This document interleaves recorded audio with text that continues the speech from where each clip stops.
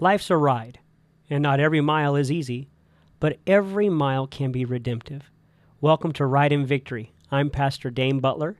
This channel is where faith meets the open road.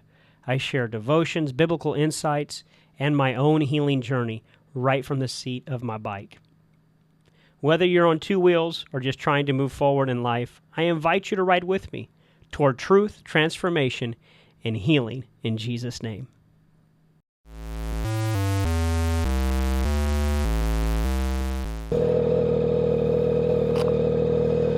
Here we go, doing a little night ride. All right, just did some work on the bike today,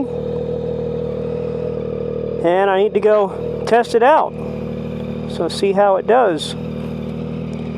So also got a new microphone in this helmet, see how this sounds.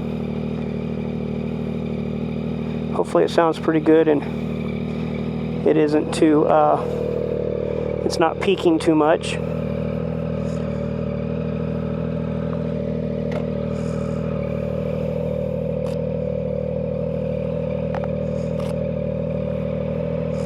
So also wearing a new jacket, seeing how it feels.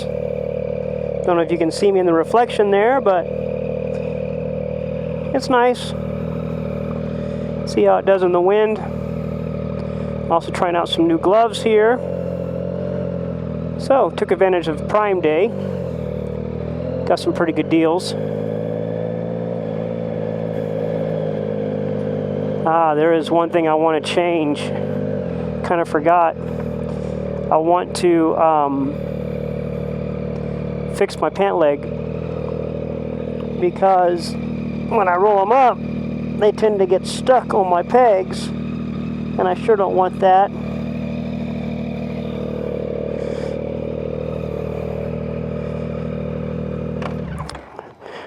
And of course, what did I do?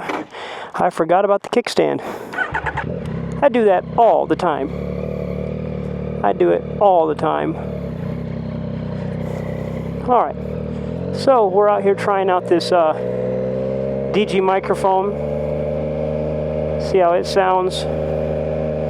Trying out this windbreaker jacket. See how it does. All right, so far so good. Check engine light's going to be there until I get the 20 miles in. All right, it's clear both directions.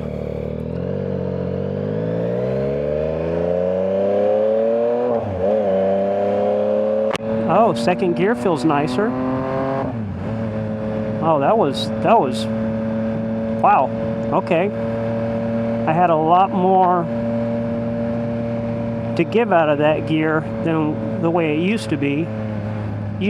Second gear didn't give you much. You went through the gear pretty quickly from bottom to top, but you know, that feels pretty good.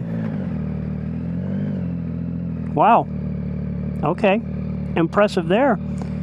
All right, let's see here. Continue on. I am being very cautious with the throttle because I am not accustomed to it yet with the changing of the settings here.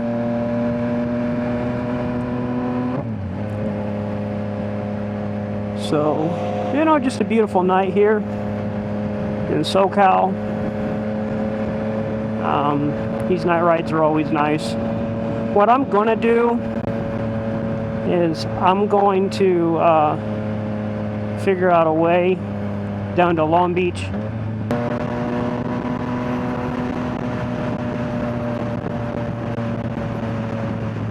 All right, here we are getting off on Willow.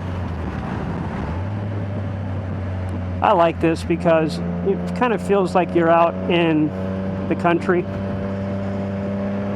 You get away from the city lights and just get out here near El Dorado Nature Preserve, and it just feels like you're in the country. Real nice ride through here.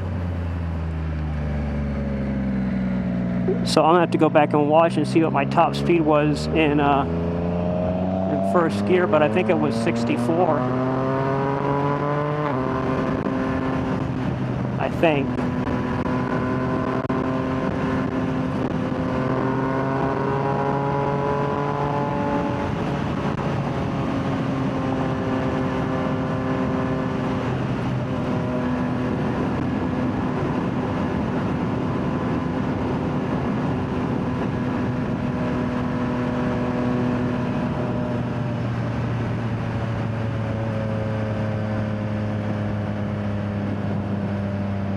That's pretty amazing. Well, let's get into the word of the Lord that I've been dwelling on today. It is coming from the book of Psalms, the 105th chapter. Okay, Psalms 105, verse 1 says, "Oh, give thanks unto the Lord. Call upon his name. Make known his deeds among the people." So I am going to give thanks unto the Lord. I want to be a thankful person. I want to be able to give thanks to my God. Let him know I'm thankful for him. I'm thankful for his provisions, thankful for his peace, thankful for the rest that he gives me when I need the rest. He's there and present to help me.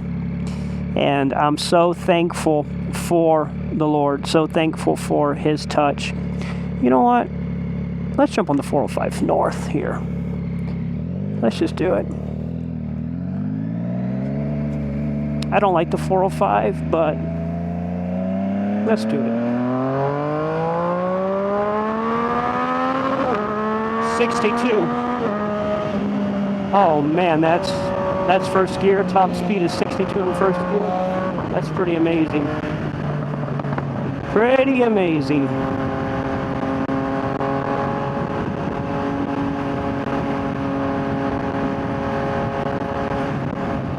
Yeah, this bike has definitely changed a lot. Super nice.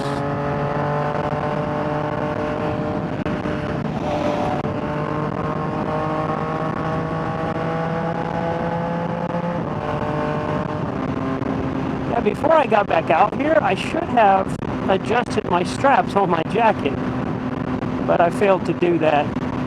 And the wind is just having a heyday with this jacket right now. But it's all right. It's all good. We're just going up to Cherry. All right, getting off on Cherry Avenue South. Hopefully it's not under construction tonight. Oh, we're good. Awesome. Sweet. Thank you, Jesus.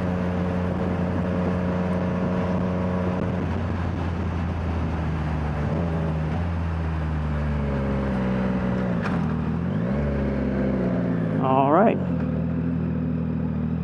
So here we are. Off on Cherry. Well, this thing's amazing. So, anyways, give thanks unto the Lord. Give thanks unto the Lord, and let his deeds be made known to the people. When God does something, we're supposed to talk about it. We're supposed to share it. We're supposed to just thank God, not only privately, but also publicly, to let people know how great and how good he is. And that's exactly what the apostles did. I mean, if you think about the apostles' message and what they preached in the early church, their message was really about the great works of the Lord, but also about what God had done for them and how good God was to them. And do we do that? Do we still proclaim the goodness of God? And not only how good is he just to be a good God, but how good he's been to me. Do we still share? Do we still proclaim? Do we still let it be made known the greatness of my God and how he's provided for me and how he's taken care of me and how he's healed me, how he's restored me? Really, the value of our testimony is underrated. We underestimate the value of our testimony. I am reminded that we overcame, and we do continually overcome by the blood of the Lamb and by the word of our testimony. Our testimony is so powerful, but yet we just don't seem to exercise it. Maybe we're afraid of what people are going to say or how people are going to respond, but at the end of the day, that's my testimony. Nobody can take that away, and I think we need to do a better job of sharing our testimony.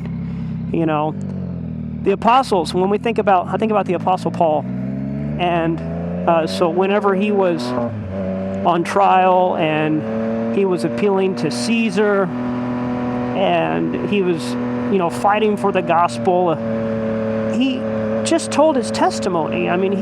He gave his story of what happened on the road to Damascus.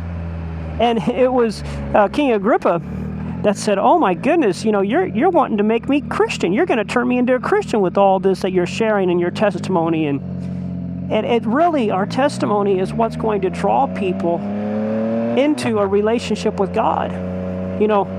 We overthink it a lot. We really do. We put too much complication into talking to people and bringing people to the Lord. But it's really Jesus and what Jesus has done for me.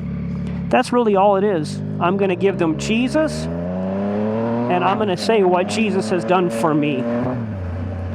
And in that, it's going to draw and compel people, because you cannot argue your own personal testimony. You cannot argue your own personal experience, because that's you. Nobody can say, "Oh, well, that didn't happen," because that's your story. No, that did happen. That's my experience. People can argue with you doctrinally, and they can argue with the doctrine that you're going to present to them, but they cannot argue your own personal experience, because that's been your experience.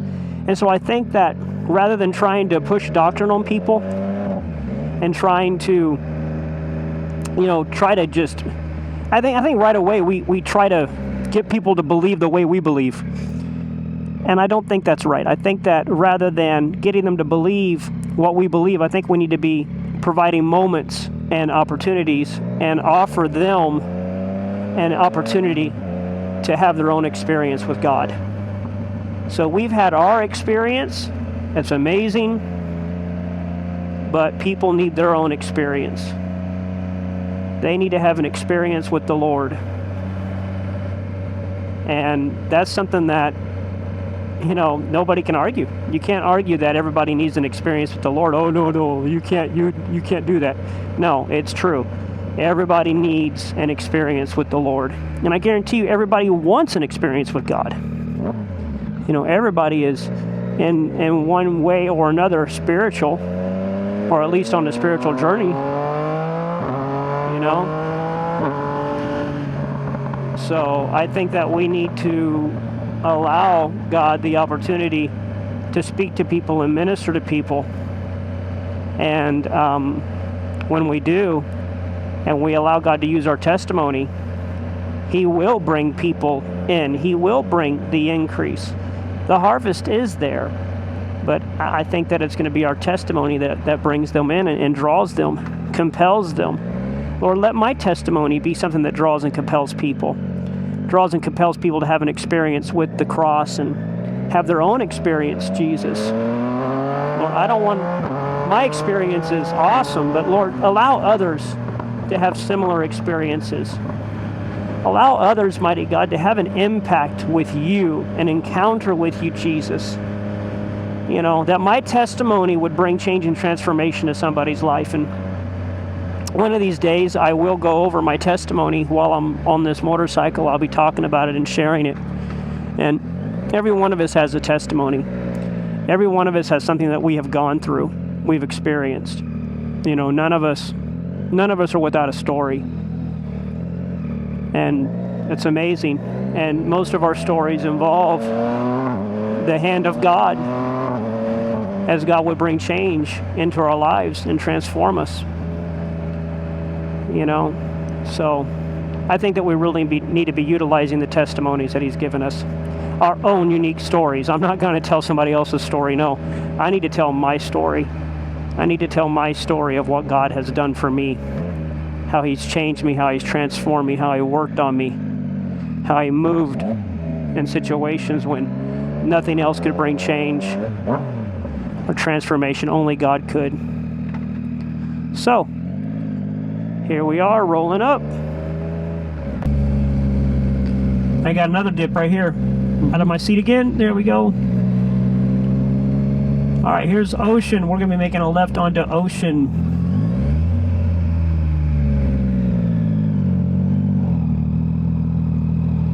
How was your day, Brother Eddie? I'm sorry, what? How was your day? Good. You have a good day? Yeah, normal day. Okay. It was hot. I worked on my car and I just got drained out by the sun. Yeah. I was working on this motorcycle in the evening here, but we were in Palm Springs this morning. Oh, wow. It was crazy hot out there. What's the occasion? We had to meet with some individuals. We're trying to maybe do homeschooling or start a church school. Oh, okay. So we had a meeting with them to see what our options are. So we'll see. We'll see what happens.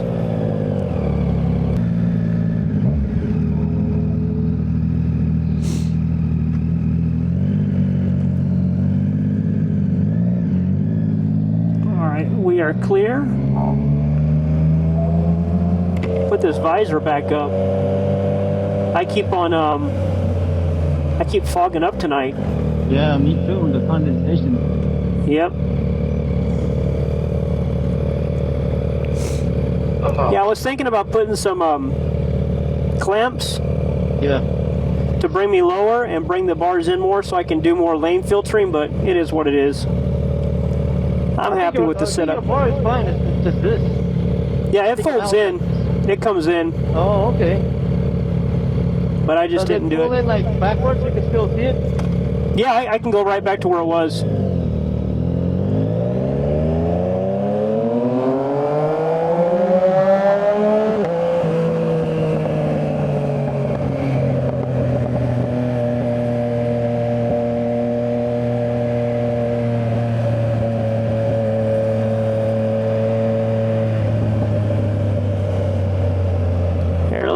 Let that first gear ring out a little bit.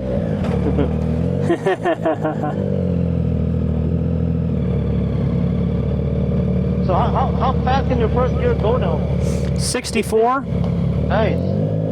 Yeah, it starts hitting the limiter at 64 now. So I think, what was I getting before? 55, I think? Yeah. 55 or 58. I don't know. We did it that one time, you know, that ride a couple weeks ago. And I think I hit, you remember, did I say 55? I don't remember, but I think you did. Yeah, I thought it was something like 55. Right. It does make a lot of difference. Yeah. So the max you go is 60 before you redline it? Right. Yeah, so I redline right about 60, 62, and then I get a little bit more, like 64.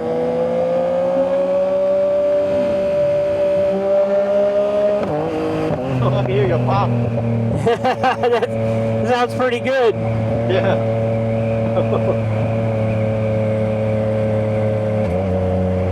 That sounds pretty good. It's a beautiful night to ride. Like during the summer, I always take my bike out to do a late night ride.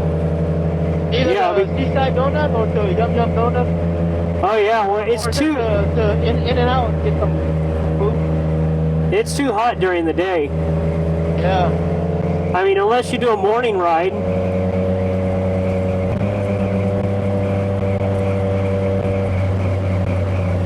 Yeah, then there's an in and out on the corner right there. So, do we want to go up the 605, Eddie, or do we want to go up Bellflower Boulevard? It's up to you. So what do you think? We're heading to your house, right? Yeah. What do you think's better for tonight? Well, is it good for your bike to go fast? Oh yeah. Because you have to fast, do your thing. Yeah, no, it's good. All right, I'm gonna take clear. The 605 then. Okay, let's do that.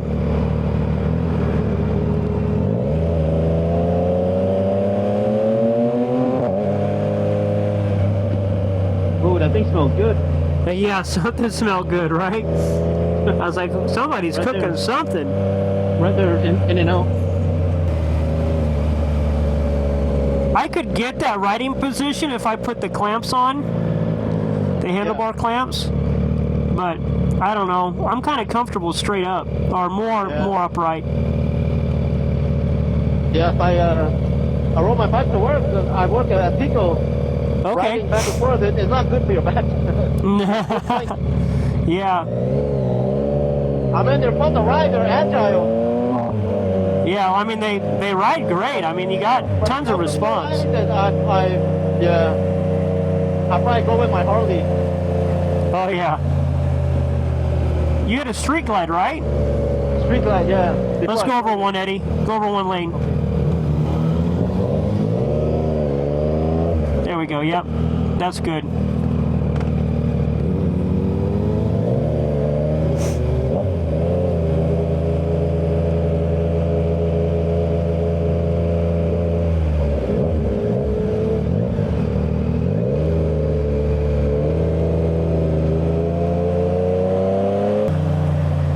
See, the sport bike it's like agile. You can definitely move with your body, Yes. but it's not comfortable as far as your weight goes. Got the 605 there, or? Yeah, this is our 605 entrance.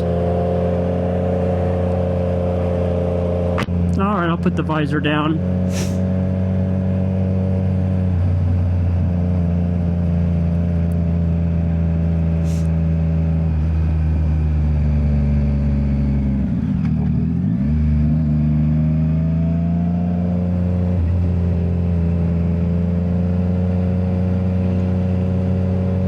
Oh, this bike is so planted, man. Yeah. It just feels so good.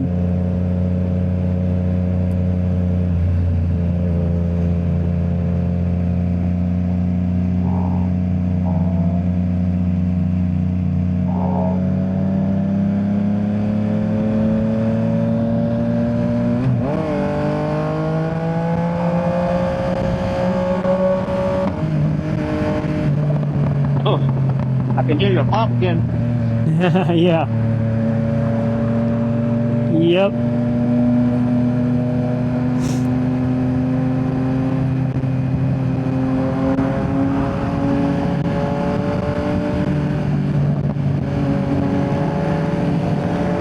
Oh my goodness. That guy's crazy.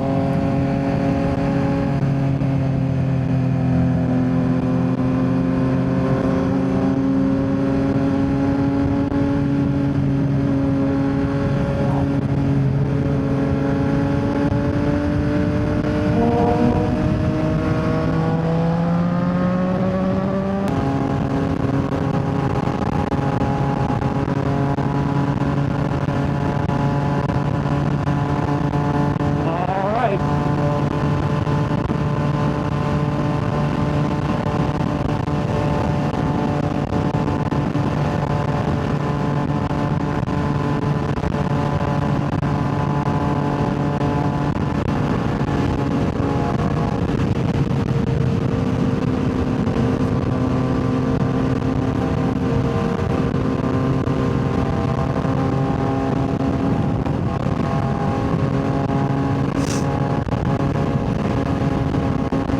This is Del Amo. Then we got one more after, south is after Del Amo.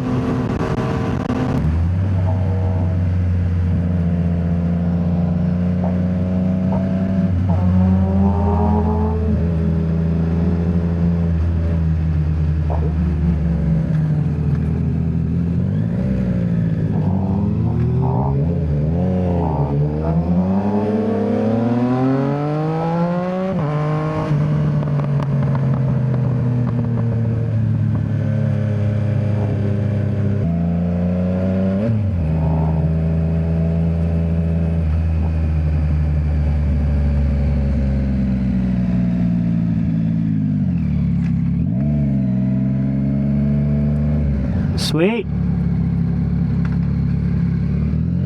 All right. Good ride, brother Eddie. Yes, sir. Good ride.